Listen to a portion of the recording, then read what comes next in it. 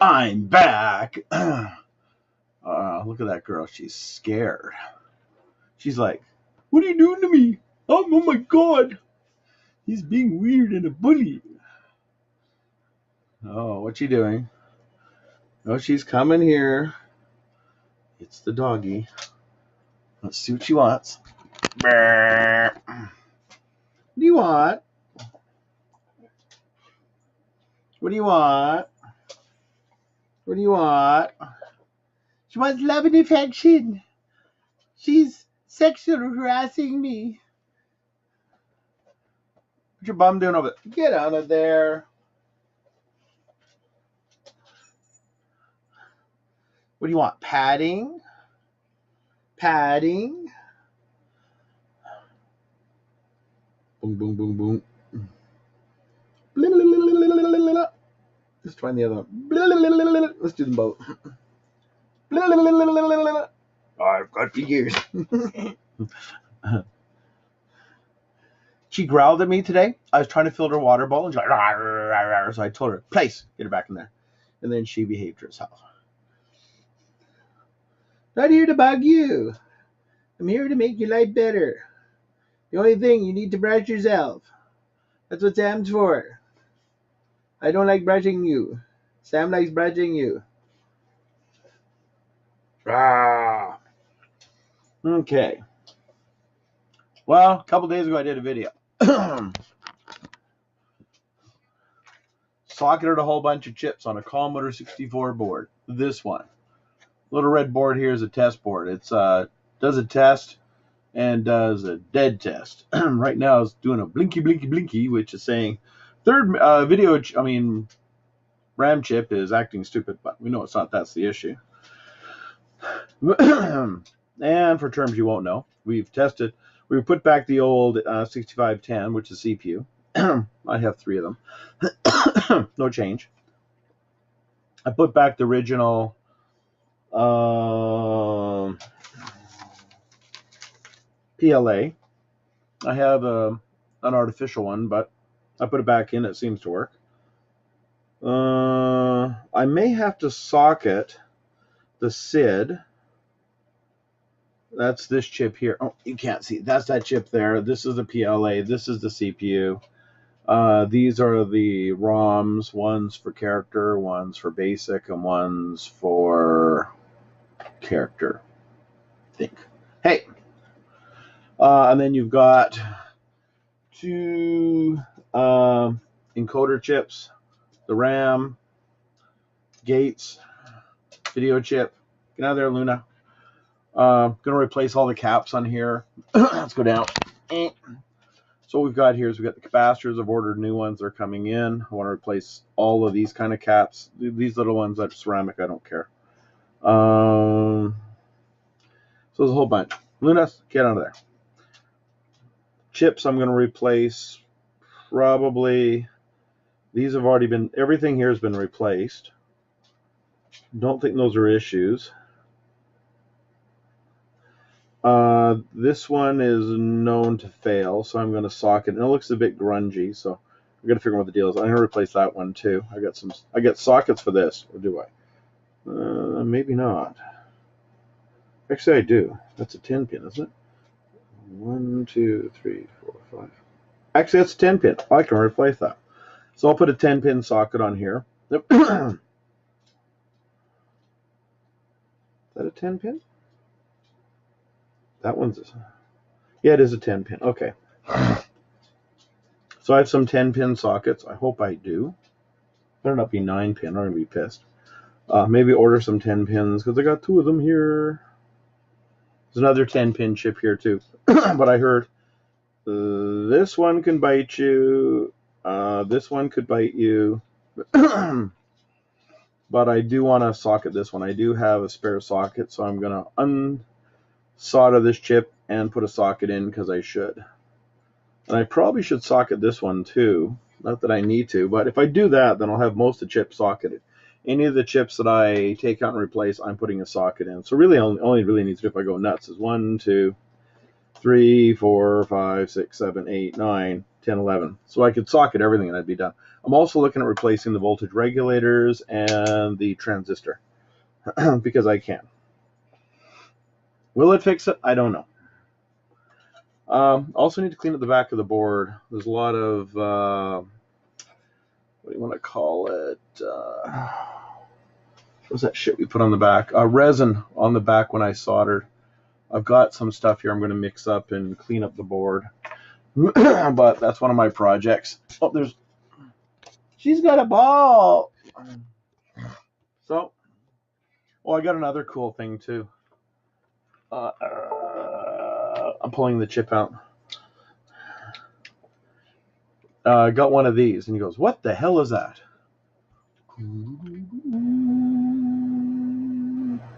This is a USB digital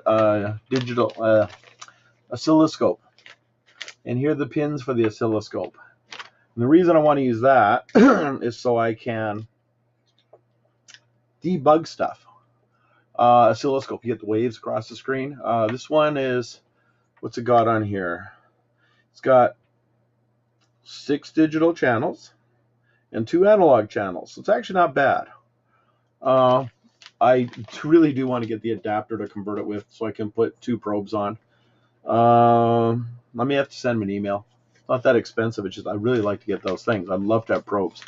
Because that would help me when I'm debugging the boards. The other thing I found that was quite good. Oh, another part came in. Is this thing. I didn't know how to use this until yesterday, but this is pretty cool.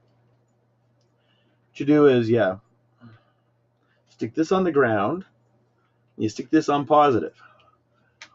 And it's a digital probe, and as soon as you hit something that goes, it'll tell you if it's low or high. It'll pulse and a whole bunch of other stuff. So it's kind of cool. And you hear, like, say, if you use a voltmeter, you really can't tell. And I did bite the bullet, and I bought a new voltmeter because mine sucks. Mine wasn't too bad, but I think the batteries are low. But I did buy one of these ones. It's not super expensive. It's from Kim Tools, Kelm Tools. I don't know how to say it. Anyways, I bought tools from them. A lot of electricians use these. This is not too bad. It does maximum 600 volts, which is more than I'm going to use at home. Most I'm going to use is 220, maybe 300. That's it. I do have another one under my desk. Actually, I have 2 other ones. 3 other ones, actually. I do have the other one under my desk in my electrical parts shit. This one isn't bad either. This one, but I wasn't getting the best readings on it. I was not too happy about it. I changed the battery, and actually the readings are pretty good now. Which one's better, I don't know. They both look almost the same.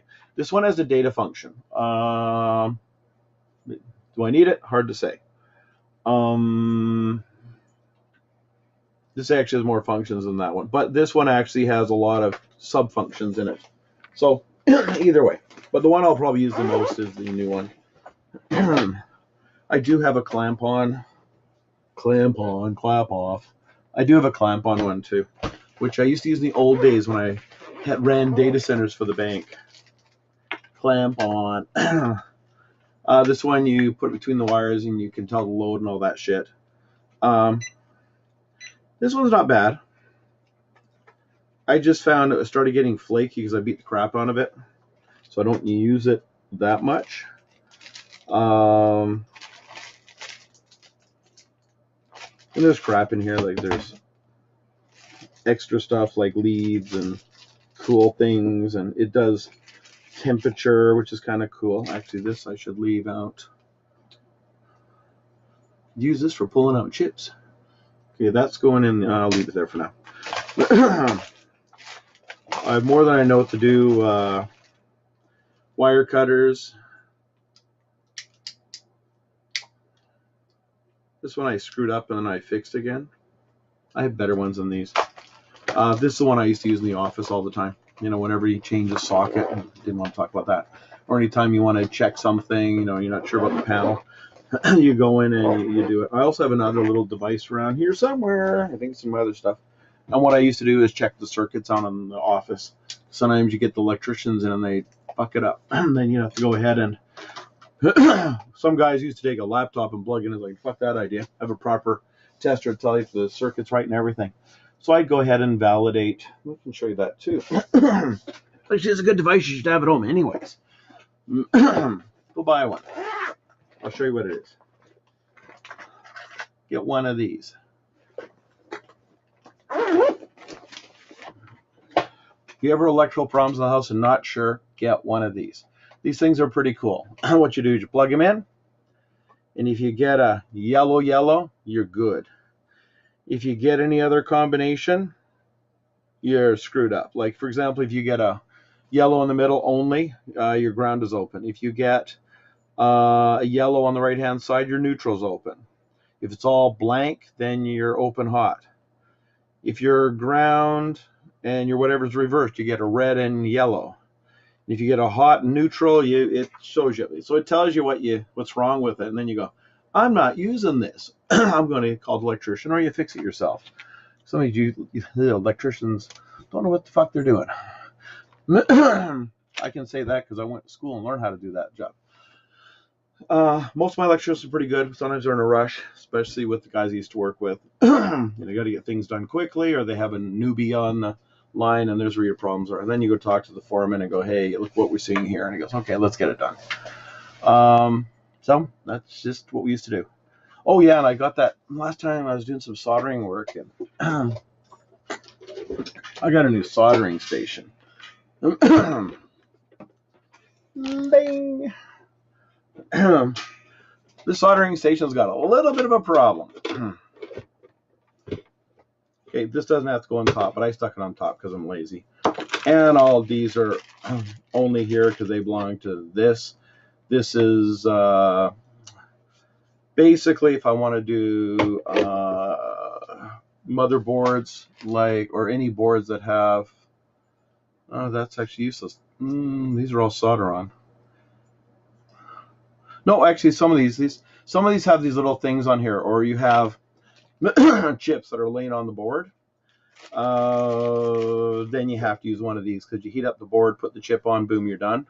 You got 4 different ends, so you can, as soon as you warm it up, you go, and then it warms up. You take the chip off, and then you flux it, and then do your stuff and go, and it's back on again.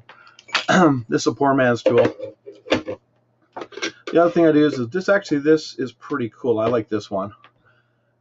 A soldering iron, not bad. Undo this, and I got about 10 different tips, which is kind of cool. The price was good, and I ordered it from the States. Or actually ordered it from Asia. They sent me the wrong plug. The problem is it's got a transformer on it, which is a good problem. You know, I could rewind it, but I'm not.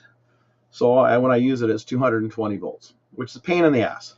But it's kind of cool. It's got all this stuff in the front. So you got a different... the soldering iron's this side, so you can adjust the temperature, I think, up to like 500 degrees. When I was soldering with my other soldering iron, I was having a problem melting the solder on the board, so it was an issue. And then this one is this thing, whatever you call it. So I'm using the 200 and something. He's going, how do you do that at home? Well, I didn't run a 220 volt circuit into my office. And I sort of did, actually, in a weird way. Putting my tools back. Otherwise, it's going to be all over the place. What I did... this is overkill. What I have here is a device that will give me... I can do anything from, 110, 210, no, 200, 220, and 240, and I just flip the chip between them. Right now set for 110, and the output, it's got a really cool breaker on it, and I can output 100 volts or 110, and I can output 220. 220 is what I use on that, and use that. I'm only using this for tools I get from Asia that I find are a lot cheaper than getting the 100 and something. Like I found there's a desoldering tool that's kind of cool. The problem with the desoldering tool is doesn't work at 100 volts or 110. It needs to be 220 for some stupid reason. So, and it's poor man's one. It's like $30.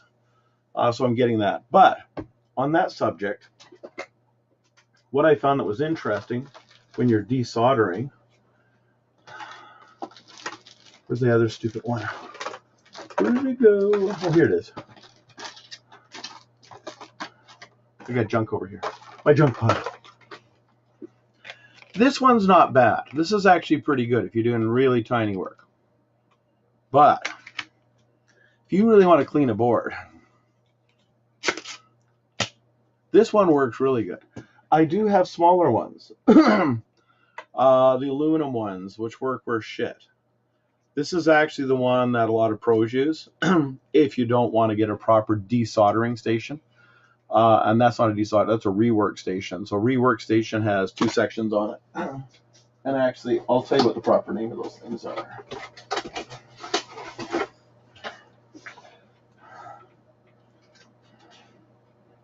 Let's see what they call that thing with the blower, heater, or whatever you want to call it. Oh my God, the whole book is in. Well, there's an English side. Okay.